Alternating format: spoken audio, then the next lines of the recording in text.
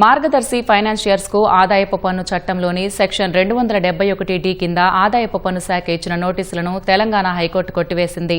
Jayalakshmi mills కేసులో supreme court తీర్పును పరిగణలోకి తీసుకున్న హైకోర్టు ఈ మేరకు ఉత్తర్వులు జారీ చేసింది.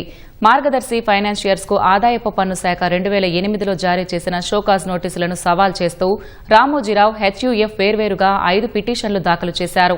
వీటిపై జస్టిస్ పి శామ్కోసి, జస్టిస్ సుద్దాల చలపతిరావుతో కూడిన ధర్మాసనం విచారణ చేపట్టి ఉత్తర్వులు జారీ చేసింది. అంతకుముందు పిటిషనర్ తరపు న్యాయవాది వాదనలు వినిపిస్తూ మార్గదర్శి ఫైనాన్స్ సంస్థ డిపాజిట్లను నగదు రూపేణా స్వీకరించలేదని స్పష్టం చేశారు.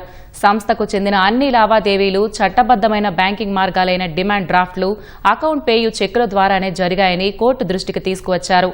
అంతేకాకుండా ఐటీ అధికారులు ఆదాయపు పన్ను చట్టం 1961లోని సెక్షన్ 271D కింద అనుసరించాల్సిన చట్టపరమైన ప్రక్రియను అనుసరించలేదన్నారు.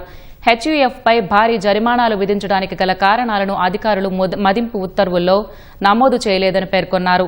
ఇది చట్టపరమైన ప్రక్రియకు విరుద్దమని పేర్కొన్నారు. ఇరు పక్షాల వాదనలను విన్న ధర్మాసనం జయలక్ష్మి మిల్స్ కేసులో సుప్రీంకోర్టు వెలువరించిన తీర్పు నేపథ్యంలో హెచ్యుఎఫ్ కు ఆదాయపు పన్ను శాఖ జారీ చేసిన షోకాజ్ నోటీసులను కొట్టివేస్తూ ఉత్తర్వులు జారీ చేసింది.